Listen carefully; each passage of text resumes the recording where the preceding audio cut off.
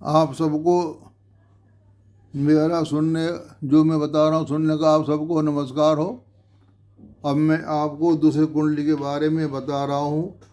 यह भी एक शादी विवाह का सुख देख रहे हैं। क्यों आजकल कुछ ऐसा समय चल गया है कि शादी ब्याह में बहुत विच्छेद हो रहे हैं। हमारा वही ज्योतिष है और वही हम आदमी हैं। इस हिसाब से देख करके हम आचार्यों को जो नियम है देखने के उसमें बदलाव लाना चाहिए। बदलाव नहीं लाएंगे तो हम उसमें सही बात बताने में असमर्थ हो जाएंगे। ये मैं दो कुंडलियों लेकर ही चलना हूँ। इनमें मैंने कर्म का सुख बता दिया, भाग्य का सुख बता दिया और शादी का सुख बता दिया। किस तरह देखते हैं? हम नई कुंडली लेंगे, उसमें हम भी कंफ्यूज हो जाएंगे और आप लोग जो देख रहे हैं वो भी कंफ्यूज हो जाएंगे। आपकी नज़र में दो कुंडली रहेंगी।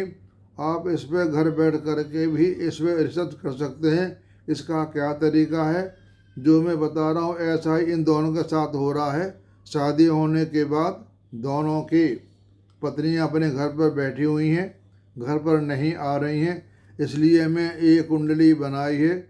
इन दोनों की शादी फरवरी 24 में हुई थी और एक की शादी नवंबर 24 में हुई थी। उन दोनों के साथ एक सा ही केस है। पहले लड़ाई झगड़ा हुआ और उनका केस, एक का तो केस चालू हो गया और ये जो कुंडली से अभी केस चालू नहीं हुआ। ये लड़की अपने घर पर बैठी हुई है, ससुराल में नहीं आ रही। इस कुंडली में भी मैंने D1 की कुंडली बनाई, उसके बाद D1 की 10वां भाव की कुंडली बनाई, क्योंकि 7वां भाव से 10वां भाव कन्या लगन का सुख होता है, वो बनाई लगन बना करके कन्या लगन में। और उसी तरह D1 से हमने 7वां भाव की कुंडली मिथुन राशि की हुई, मिथुन लगन बना करके यहाँ कुंडली बना ली। उसके बाद हमने शुक्र से 7वां भाव, इसका भी शुक्र दूसरे भाव में बैठा हुआ है, इससे 8वां भाव इसका 7वां होता है। तो ये नियम है कि किसी पत्नी का सुख देखना हो 7वां भाव देखो और शुक्र से 7वां भाव का ब्यौरा देखो और 7वां D1 से 4थे भाव का ब्यौरा देखो, यानी 4 कुंडलियों का ब्यौरा देखो आप। इस तरह से मैंने यहाँ लिख दिया। अब मैं बता रहा हूँ आपको। और एक बात आपने और ध्यान में रखनी है, जो भी ग्रह राहु के नज़दीक अंश में होता है उस ग्रह पे राहु का असर पूरा पूरा पड़ता है। चाहे वो पास में बैठा हो या दूर में बैठा हो, किसी राशि में बैठा हो, राहु के नज़दीक अंश में कोई भी ग्रह उस अंश में हो 4 या 5 डिग्री के अंतर से, तो उस पर राहु का प्रभाव रहता है। अब चलते हम D1 में। D1 में इन सब की हमने लगन का ही बल निकालना है 4 कुंडलियों में। D1 का लगन का, D1 का 7वां भाव का और D1 का 10वां भाव का यानी 4थे भाव का, और D1 का ही शुक्र से 7वां भाव का लगन बना करके हमने निष्कर्ष निकालना है कि लगन कितनी इसकी मजबूत है, पावरफुल है। हम D1 में गए, D1 पर धनु लगन है, इस पे गुरु की दृष्टि नहीं है, तो ये भाविश खाली हो गया, ना कोई ग्रह बैठा है और ना भाविश की दृष्टि है, यानी ये भाव खाली हो गया। भाविश गुरु हो गया, गुरु की दृष्टि नहीं है, ना किसी ग्रह की दृष्टि है, तो ये क्रॉस हो गया। कारक सूर्य होगा लगन का। कोई भी लगन हम बनाएंगे लगन कुंडली, उसमें कारक जो होते हैं उन्हीं को हम लगाएंगे। ये नहीं कि इसका कारक अलग इसका अलग।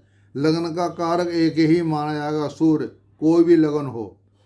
तो इसमें तीनों पॉइंट खाली गए। फिर हम गए शादी के सुख भाव में। सुख भाव में हमने देखा कि इसका भी लगन भाव खाली है, ना कोई ग्रह बैठा है, ना किसी ग्रह की दृष्टि है। और क्या नाम, कारक जो सूर्य है, सूर्य जो बैठा है इस D1 में, वो तो कहीं देख लो, सूर्य हमारा शत्रु राशि में बैठा हुआ है, तो इसका भी यहाँ कोई प्रभाव नहीं है। ये इसके भाव भावित कारक तीनों खाली गए D1 के। अब चलते हम दशम भाव सुख में। इस पर भी कोई दृष्टि नहीं है। भाविस की बुध, उसी की कोई दृष्टि नहीं है।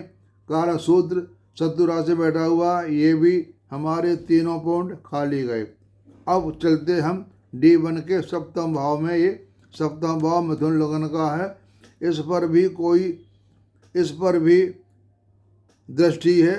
1 2 3 4 1 2 3 4 5 6 7 इस लगन पर गुरु की दृष्टि है। सप्तम भाव में गुरु की दृष्टि है और इस कुंडली में गुरु और चंद्रमा, यानी D1 के सप्तम भाव गुरु की दृष्टि है और गुरु चंद्र केंद्र से लगन से आमने सामने बैठे हैं। यही एक बृहस्पति ग्रह था जो इसकी शादी करा दी। बाकी इसकी असफलता हर जगह दिखाई दे रही है। गुरु ने शादी करा दी क्योंकि गुरु पर चंद्रमा का असर है, तो इसकी शादी हो गई। D1 के सप्तम भाव की हमने ये कुंडली बनाई है। यहाँ पर गुरु की दृष्टि है। सूर्य भी 0 हो गया, शत्रु राशि में बैठे हुए हैं और इसका मंगल भी अस्त है, बुद्धि भी अस्त है और शुक्र और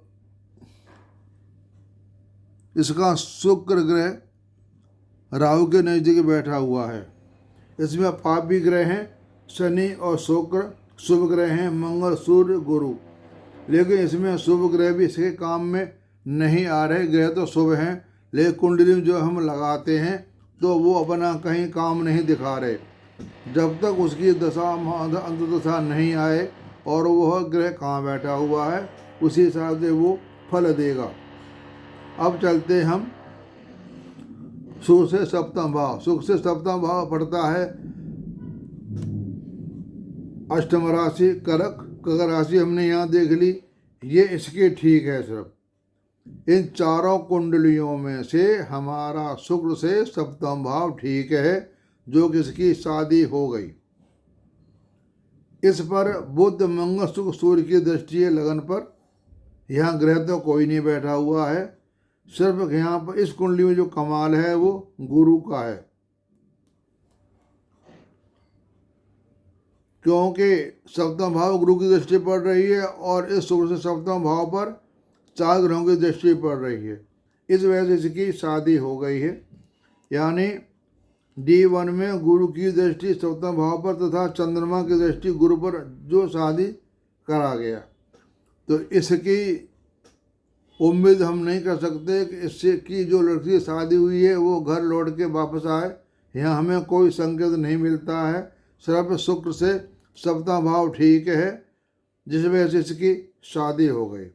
तो मैंने आपको ये दूसरी कुंडली के बारे में बताया, इसका शादी का सुख है कि नहीं। इस जातक को शादी का सुख नहीं है, कुंडली के हिसाब से इसकी शादी नहीं होगी। आगे भगवान की इच्छा है हो जाए, इसके बारे में मैं नहीं कह सकता, वो भगवान जाने। लेकिन जो हमारा जो गणित बताता है उस हिसाब से इसकी शादी दूसरी नहीं है। तो आप सबने मेरी बातें सुनी, आप मेरी वीडियो को भी देखा करें, पूरी देखा करेंगे तो आपको सारी जानकारी प्राप्त हो जाएगी। तो आप सबको मेरा नमस्कार।